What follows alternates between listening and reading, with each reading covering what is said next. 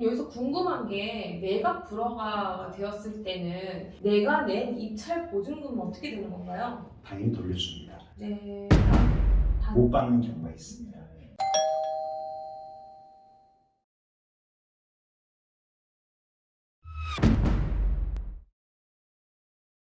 안녕하십니까. 미소 경매 TV입니다.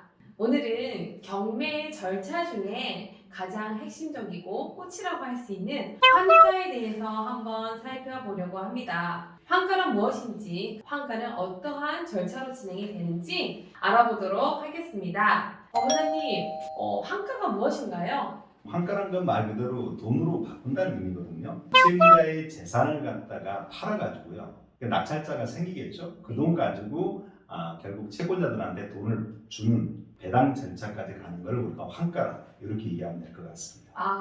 그러면 말 그대로 압류되었던 것들을 현금화하는 과정을 환가라고 정리할 수 있겠군요. 근데 법정에 가면 가운데에 앉아 계시는 분, 경매를 진행하시는 분이 계시는데 그분이 판사님이신가요? 누구신가요? 아마 처음 접하신 분들은 아마 그렇게 오해할 수도 있습니다. 저희 경매 절차가 판사님이 주관하는 건 아니고요. 판사님 밑에 사법보좌관 제도가 있습니다. 그래서 사법보좌관님이 모든 절차를 주관하시고요. 다만 매각기일날 최고가 매수인을 고지하는 이런 절차 과정이 있는 것은 집행관 사무소에서 위임을 받습니다. 그래서 법정에 나와 계신 분은 판사님이 아니시고요. 집행관님이 나와서 절차를 진행한다. 이렇게 보시면 될 것 같습니다. 저는 항상 법정 갈 때마다 저분이 어떤 분이실까 누구실까 궁금했었는데 네, 알겠습니다. 그러면 이 환가는 어떠한 절차로 진행이 되나요? 현금화하는 방식은요. 일단 경매 법정에서 집행관이 최고가 매수인을 갖다 매각기일에 고지를 합니다.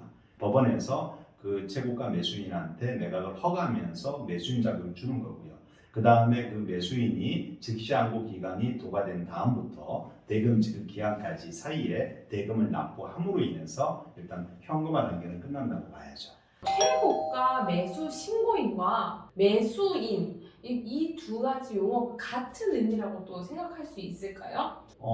의미는 같다고 보시면 되지만 아직 법적으로 좀 약간 구분될 필요성이 있습니다. 최고가 매수 신고인이라는 건 집행관님이 그날 매각기일날 제일 높게 쓴 사람을 갖다가 최고가 매수인이라는 호칭을 써서 얘기하는 거고요. 매각기일로부터 일주일 후가 매각 결정기일이거든요. 그 매각 결정기일날 그 최고가 매수인한테 매각을 허가함으로 인해서 매수인의 지위를 갖게 되는 거죠. 근데 이 최고가 매수 신고인이 매수자가 되지 않을 수도 있다라는 그런 경우가 있나요?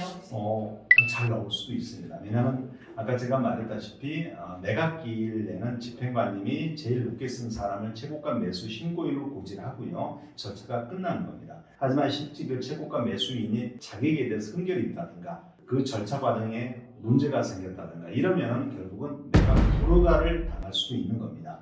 그럼 매각 불허가 된다는 얘기는 결국은 매수인의 지위가 안 생긴다는 거죠. 그럼 어떨 때 매각 불허가가 떨어지게 되는 건가요? 여러 가지 요인이 많습니다. 제가 나중에 이 사안에 대해서는 좀 더 구체적으로 시간을 갖고 나중에 강의할 예정이지만요. 대표적으로 이런 경우가 있을 수 있겠죠. 내가 낙찰받은 물건에 사실상 법원에서 공고한 내용에서는 아무런 하자가 없었습니다. 막상 낙찰받고 나서 그 집에 가보니까 그 유치권자가 존재해요. 유치권자가 갖고 있는 공사대금 채권 자체를 낙찰자는 책임을 부담한다 이렇게 돼 있거든요. 법조문에는요. 그러면 유치권자 갖고 있는 그 채권 금액을 더 주라는 얘기지 않습니까? 네. 저는 낙찰받을 시점만 하더라도 전혀 몰랐었는데 이런 경우는 그건 사면 안 되잖아요. 그래서 그럴 때 내가 불허가 결정을 해줄 수도 있다는 얘기입니다. 그리고 또 한 가지가 예를 들어 낙찰받았는데 자연재해로 인해서 부동산이 멸실된 경우도 생길 수도 있겠죠. 그런 경우라든가 부동산 자체가 반파가 됐다든가 이런 경우에는 특별한 사유에 해당되기 때문에 매각 불허가 사유가 당연히 되는 것들이 있죠. 여기서 궁금한 게 매각 불허가 되었을 때는 내가 낸 입찰 보증금은 어떻게 되는 건가요? 당연히 돌려줍니다. 대부분의 사건에서 매각 불허가 결정을 하게 되면요. 갖고 있던 보관된 보증금은 다 최고가 매수인한테 돌려줍니다. 네. 못 받는 경우가 있습니다. 어떤 때 못 받게 되나요? 이제 간혹 우리가 부동산을 접하시는 분들이 농지에 관심들 많이 계시거든요. 네. 농지 같은 경우는 우리 헌법에도 나와 있지만 경자 유전 원칙을 적용하고 있습니다. 한마디로 농사를 지을 자들만 소유하게끔 만들어놨거든요. 그래서 너가 농사 지을 자냐 아니냐를 판단하는 게 바로 농지 취득 자격 증명원이라는 게 있습니다. 네. 그래서 매각기일하고 매각 결정기일 사이 일주일 사이에 농지증을 반드시 제출하라고 공고를 하고 있습니다. 네. 근데 만일 낙찰자가 농지증을 제출 못하게 되면요, 그 낙찰자한테는 내가 불허가를 시킵니다. 여기에 보증금도 몰수가 된다는 거예요? 그렇죠. 아. 그래서 그것만큼은 농지만큼은 좀 조심할 필요성이 있습니다. 입찰을 들어갈 때 농지증을 내가 받을 수 있을지 없을지 사전에 좀 조사를 좀 충분히 그렇죠. 해보고 가야 되겠군요. 요새 더군다나 LH 건 때문에 농지 같은 경우는 농지증 발급 요건이 약간 강화됐다고 보시면 될 겁니다. 제가 이런 여러 가지 관계는요, 차츰 저희 그 영상을 좀 시청해 주시면 하나하나 차근차근 풀어드리겠습니다. 마지막으로 잔금을 납부할 때 그때도 저희가 좀 주의해야 될 사항들이 있을 것 같은데요. 있죠. 네. 우선 잔금 납부할 때는요, 최소한 그래도 그 부동산에 대한 현황 조사를 다시 한번 하고 잔금 납부하셔야 됩니다. 처음 이제 경매 낙찰 받으신 분들은 내가 잔금을 내야 떳떳한 마음으로 그 집에 가지 않을까, 의외로 이렇게 생각하시는 분들이 많으십니다. 근데 그렇게 하시면 나중에 어떤 리스크가 발생됐을 때 대처하는 시간이 늦을 수도 있어요. 내가 입찰하기 전에 물건 조사 내려가고 갔다면 잔금을 내도 된다, 이렇게 보시면 될 것 같아요.